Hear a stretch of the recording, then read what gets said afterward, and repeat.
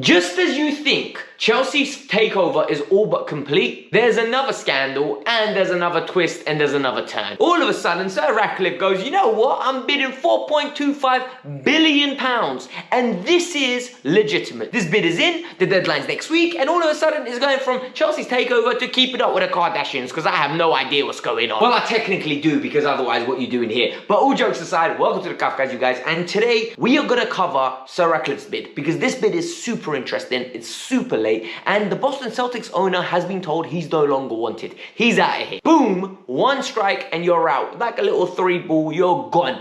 But there is more news, and the news regarding Real Madrid coming to poach another one of our players. I am sick and tired of Real Madrid. What is wrong with these lot? And more importantly, why did Antonio Rudiger leave? I will tell you how much he's getting paid on a weekly basis and how much that deal is going to cost them.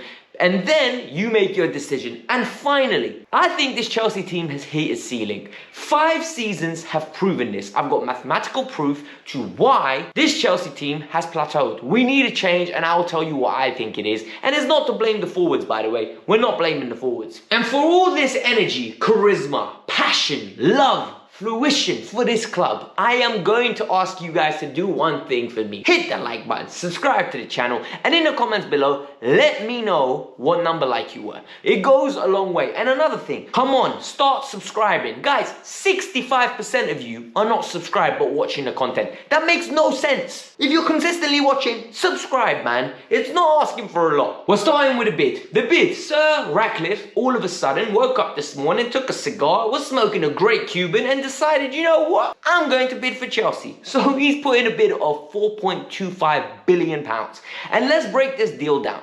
He is a Manchester United fan. Do I have a problem with it? I don't have a problem with this. I don't care. As long as you're investing accordingly, running us stably, and making sure that we're competitive, I am happy with that. But this is where I find it very interesting. 2.5 billion goes to the war fund. This is non-negotiable. This is going to happen. The remainder of the money will be spread across the next 10 years. And Roman Abramovich has asked that a requirement of them purchasing this club is they can't sell the club for the next 10 years. And this is great news. And in those 10 years, he's already guaranteed, he's put his money where his mouth is, and he said 1.75 billion will be invested into the club in some form from now to in the next 10 years. And this will be to redevelop the stadium. He says this in his manifesto. He openly says he will be wanting to make Chelsea a competitive powerhouse, to keep it there. It will be a non-profit organization. And this is the final one is key. The way when you think Barcelona, you think Barcelona. When you think Madrid, you think Real Madrid. That when you think London, he wants people to think Chelsea. And for me, that is integral. This is what I want from an ownership group, and that is exactly what I want to hear. And the reason why I'm so optimistic about this deal is because he done it quietly. I didn't hear anything from him. I didn't even know Sir Ratcliffe was interested. Donny said it's too expensive a couple months ago, and he went quiet. And all of a sudden, him and Bowley moving in silence. Bowley is still the favourite. Don't get it twisted. Bowley is still the favourite. And Sir Ratcliffe just came out of the blue and put a bid in. Whether I want him or whether I want Bowley, I don't know what I want. But I know both of them are safe pair of hands. And that's what we need as Chelsea Football Club. And I want this to be concluded because I think we got bigger problems. The Boston Celtics owner, he's out of here. He was informed his deal will not be going through. And this was reported by Matt Law, and this is made official. Minute Matt Law says something, you know, 9 out of 10 times, this is spot on. It's done, because he's getting fed by the club. So that's the update you needed to know on the Chelsea thing. Now let's get into Real Madrid trying to poach our players again. All right, so now we're talking about the next stage, and the next stage is interesting, right? Reece James, Real Madrid want Reece James. How dare you? Reece James is proper Chelsea. He is proper blue. He cut him open, he's bleeding blue. You're not going anywhere, Reece, all right? At least I hope. Real Madrid have made an inquiry and are openly trying to reach out to Reece's people to start a deal going for 2023. Look, deals don't happen oh yeah, do you want to join now? They don't happen like that. You ring the player up a year in advance, you start negotiating, you look at their interest levels, and for me, Chelsea need to be careful right now. The reason Chelsea need to be careful is because if Chelsea aren't competitive in the next 12 months, if we're not continuing the way we have been under Thomas Tuchel, to be fair, we are going to be in big trouble because players like Kai Havertz, Mason Mount, Reece James, demand will be there. They're assets. They are great players. People will want them. Carvajal's going to be retiring soon. Real Madrid said, you know what? That's our guy, Reece James. And guess what? I don't blame them. Reece James is that good. In my opinion, best right back in the world. I would not swap him for Cancelo. I will not swap him for Trent. I won't swap him for Aaron Wan-Bissaka. Reece James is my right back. Now we're going to talk about what Real Madrid did and how they got Rudiger off us. And this is exactly what they'll do with James if we're not careful. They told Rudiger, 290k a week. Take it. And guess what? Rudiger ran. Why? Because I've been telling you, Chelsea didn't want to give him more than 230. And that was Chelsea's last offer. The whole deal for 4 years, Rudiger's deal, will cost 59 million pounds. And all of a sudden, Rudiger's contract is 290,000 a week. Chelsea were never going to match that. Chelsea are not stupid to match that, and I would be extremely disappointed if they did. And I'll explain to you why. Rudiger is 29, 30 years old.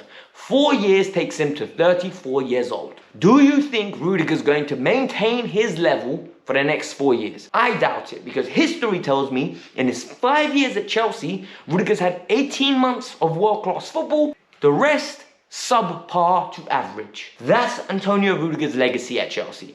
Great last 18 months that we will remember him for, but the reality is the average was average, subpar. He was not the world beater that everyone's making him sound. Because if he was, we would have won a lot more league titles if this was the Rudiger that we had consistently. And this isn't hate, this is just realism. It's time for him to go. Thank you for everything you've done. Great football player, but you're not worth nearly 300k a week. So guys, yesterday's game I didn't do a match review for, and the reason I didn't do it is because I went out. And the reason I'm really deflated with this season. I think all the run of games, the number of games that we've played this year, it's really taken a toll on me.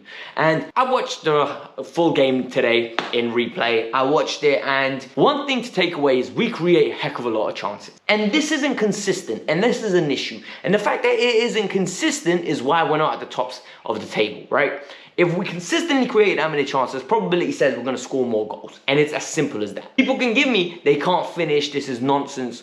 No, they can finish. It's just players miss chances. Look at Mbappe, look at Neymar, look at Salah, look at Mane. World-class players miss chances. It's part of the game. It's bread and butter. You get chances, you score 1 in 3, you're world class. 1 in 3 is a great rate. Karim Benzema in the Champions League this year is an anomaly. He is not doing that in La Liga, so get that out of your head.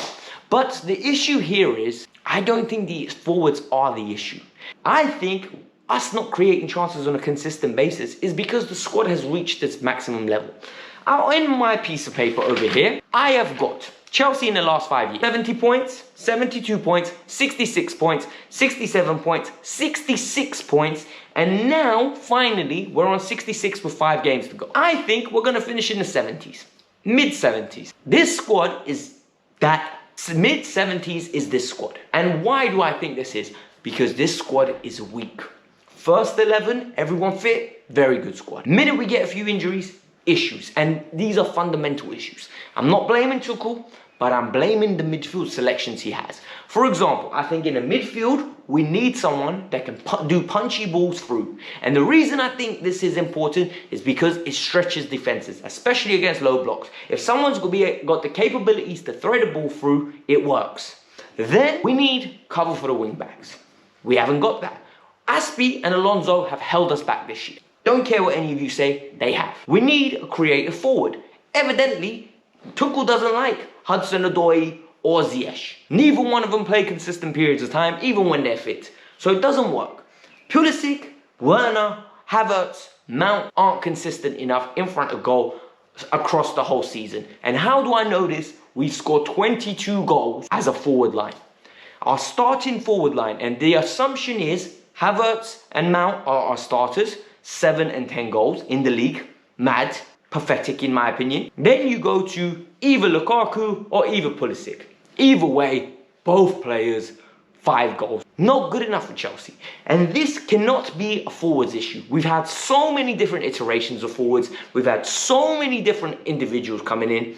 This is, in my opinion, a midfield and a cover issue. When everyone's fit, we are good, we are aggressive, we are punchy. Without cover, we're pathetic. We need to invest, and we need to invest fast. Hopefully this new ownership comes in and they're as passionate as I am and they learn to invest into this club. 300 likes, peeps. Make sure you hit the like button, subscribe to the channel. Like I said, we need to get this up. Come on, peace out, I'm out, bye.